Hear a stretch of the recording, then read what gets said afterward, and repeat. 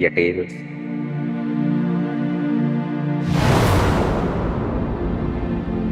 Delete बस।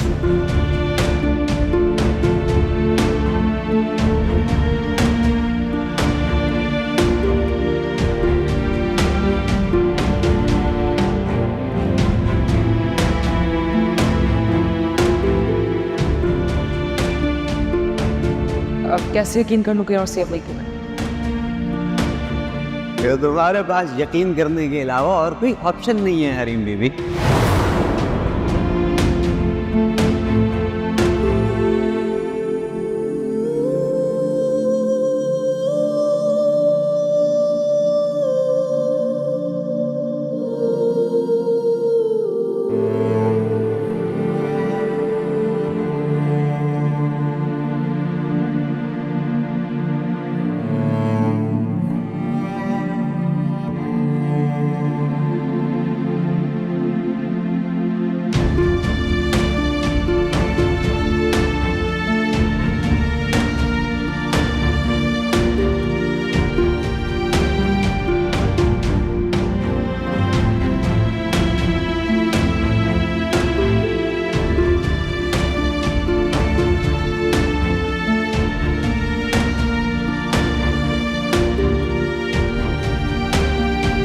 University के लिए देर हो रही होगी। भाई साहब तो चले गए।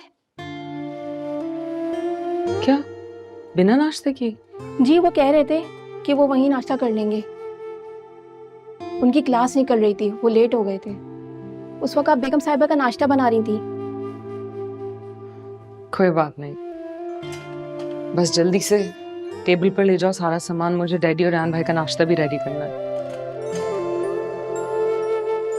बीबी जी आप कितनी हिम्मत वाली हैं, इतना काम करने के बावजूद मुस्कुराकर बात करती हैं, और यहाँ हर कोई हमें डांटते ही रहता है। आहिस्ता बोलो, कोई सुनेगा तो मुझे भी खामखा डांस सुनने को मिलेगी।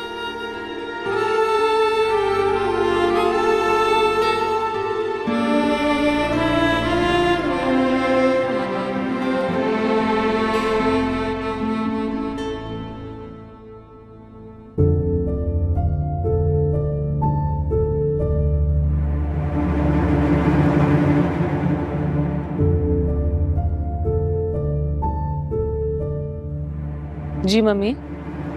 आओ हरीम बैठो। चाय पीने लगी थी तो मैंने कहा तुम्हें भी बुला लूं। थक गई होगी ना काम कर करके। घर के काम में थकन कैसी मम्मी? हरीम तुम्हारी शादी बहुत अजीब हालात में हुई थी। मुझे लगा ही नहीं कि मेरे फाइज की शादी हुई है। तुम्हें रायान और हमना का इवेंट तो याद होगा। मेरी ख्वाहिश थी कि फाइज की शादी की तकरीबात उससे भी ज्यादा धूमधाम से, पर खैर जो होना था वो हो चुका। अब लाइबा की शादी पर अपनी सारी हसरतें पूरी कर दूंगी। लाइबा की शादी? हाँ माशाल्लाह बात चल रही है, दोनों तरफ से आमादगी है, बस कुछ रस्मी मामलात होते हैं ना। बहुत मुबारक हो मम्मी। खैर मुबारक। ये तो सभी के लिए बहुत खुशी की बात है। इसीलिए मुझे बार बार ख्याल आ रहा था कि मैंने तुम्हें तुम्हारी शादी का तोहफा नहीं दिया। रहने दीजिए मम्मी, मुझे इन रस्मों में कोई इंटरेस्ट नहीं है। आपने मुझे अपनी बहू मान लिया, मेरे लिए यही बहुत है। अच्छा ये रख लो।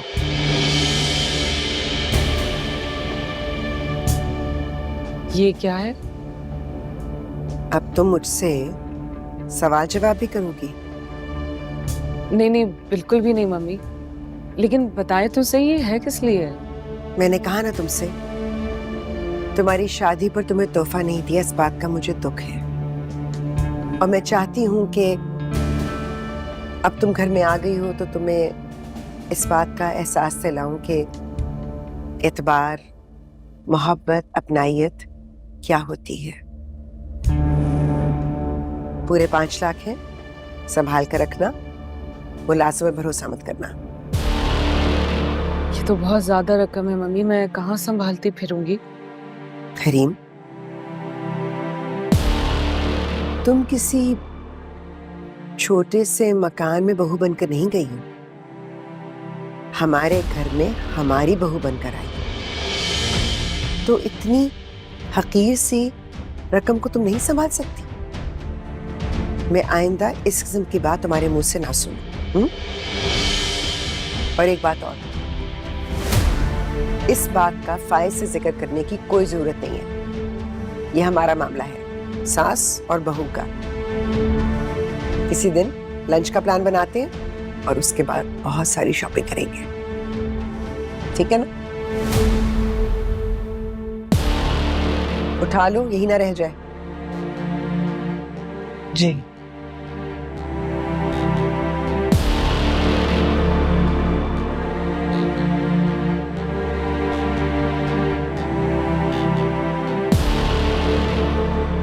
चाय ठंडी हो जाएगी। जी।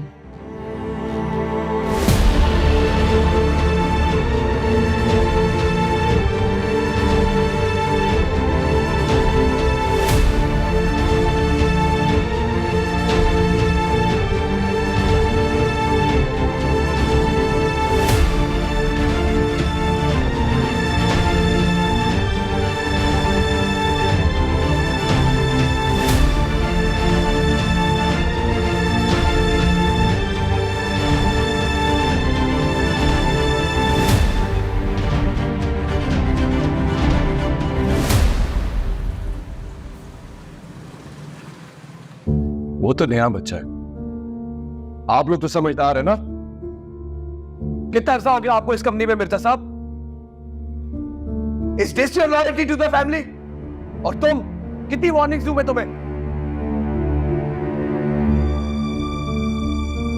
जा सकते हैं आप लोग।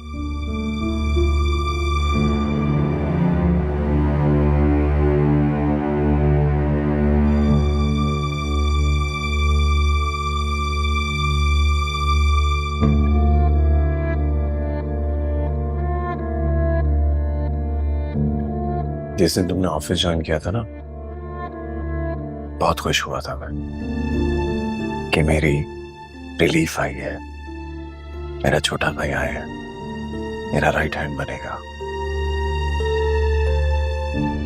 ओल्ड एज के साथ ना डैडी की तबीयत अब बहुत खराब रहती है। शुगर हाई होता है उनका, ब्लड प्रेशर हाई होता है,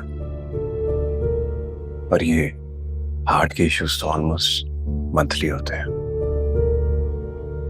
उसी घर में रहते हो ना तुम, देख रहे होते हो ना ये सब। उस सब के बावजूद तुमने ये क्या तमाशा लगाया हुआ? उन चीजों में घुस रहे हो जिनसे तुम्हारा कोई लेना देना ही नहीं है। वाई फाइज वाई? ये तो आप कह रहे हैं ना भाई, उन सारी चीजों को नजरअंदाज कैसे कर दूं, मेरी नजरों के सामने आ रहे हैं। बट मैं तो ये समझता था कि डैडी मिट्टी को सोना बनाने का हुनर जानते हैं। एक मामूली से कॉन्ट्रैक्टर थे वो। बिजनेस चलाने का कोई मयार होता है, कोई असूल होते हैं।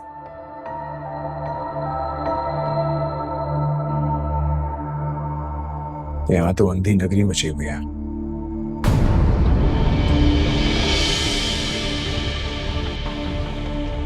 Guys, that is not your concern.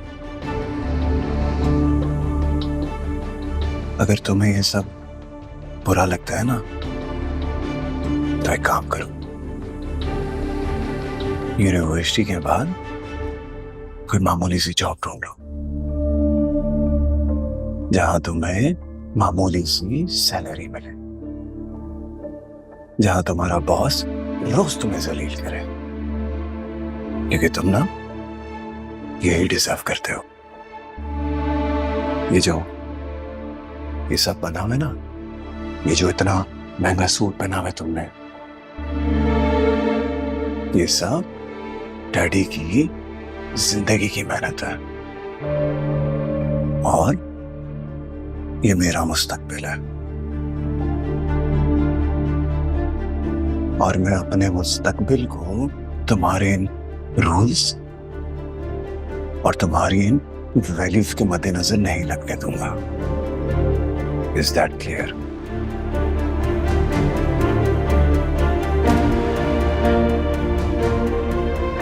Sure. लेकिन मुझे ये जानते हुए अफसोस है कि किस पैसे से मेरी परवरिश हुई है।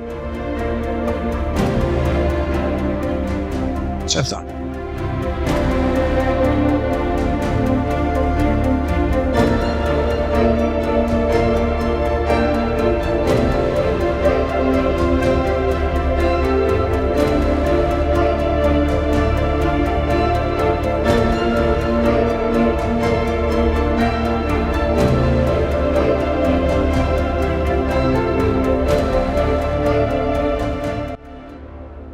भाभी आपको पता है, मम्मी कह रही थी कि वो बहुत जल्द एक ग्रैंड इवेंट अरेंज करेंगी।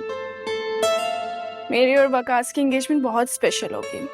और हाँ, मैं चाह रही थी कि आप ड्रेस डिज़ाइनर से बात कर लेती, क्योंकि मैं चाहती हूँ कि हर चीज़ सीज़न और इवेंट के लिहाज से परफेक्ट होनी चाहिए। आप कहती हैं तो मैं उससे अपॉइंटमेंट ले लूँ? मुझे आपकी चॉइस पे बहुत भरोसा है। थैंक्स लाइबा, लेकिन मुझे लगता है कि इस पूरी चीज़ में ना तुम्हारी ओपिनियन सबसे ज़्यादा मैटर करती है, जो तुम्हें पसंद है। मेरी शादी पे मैंने किसी की बात नहीं सुनी थी, ना फैमिली की ना डिज़ाइनर की, किसी की भी नहीं, क्योंकि मुझे पता है कि मुझे क्या पसंद है क्या नहीं पसंद। फैब्रिक्स, मटेरियल्स, कलर्स, रिसर्च सारा मैंने खुद किया था, and my outfits were really nice. I just feel like इस पूरी चीज़ में ना तुम्हें खुद करना पड़ेगा सबसे ज़्यादा, बिकॉज ओनली यू नो कि तुम्हें सूट क्या करेगा। और इस प्रोसेस में ये भी रियलाइज़ होता है कि सारे स्किल्स अपने पास ही होते हैं। You can make the outfits, in fact मुझे लगता है कि डिज़ाइनर से ज़्यादा बेहतर बना सकोगी तुम। और वैसे भी ना इस पूरे प्रोसेस में किसी पे रिलाई भी नहीं करना चाहिए। यानी इसका मतलब है कि आप मेरी हेल्प नहीं करेंगी? ऑफ कोर्स मैं तुम्हारी हेल्प करना चाहती हूँ, that's not what I am saying. मैं बस ये कह रही हूँ कि I want to see you strong, independent and confident. Laiba, अगर तुम चाहो तो मैं तुम्हारी हेल्प कर सकती हूँ। मैंने बहुत सारे कोर्सेज भी किए हैं, इवन मैनेजमेंट में बहुत अच्छे से अरेंज कर सकती हूँ। सुना भाभी आपने, ये क्या कह रही हैं? ये कह रही हैं कि मेरा ग्रैंड इवेंट ये अरेंज करेगी। इससे फनी बात कोई नहीं हो सकती आज की। लाइबा, ट्राई कर लो, एटलीस्ट ट्राई। हमें क्या पता, मे बी इनका अरेंज करने का तरीका और डिजाइन करने का तरीका हमारे से ज्यादा ग्रैंड हो। Maybe it's better. देखो, maybe it's really amazing. हमें क्या पता चले, हमें तो कुछ पता ही नहीं है डिजाइन करने के बारे में। इनको बेहतर पता होगा ना, इतने कोर्सेज किए हैं ना। Let's try it out, C.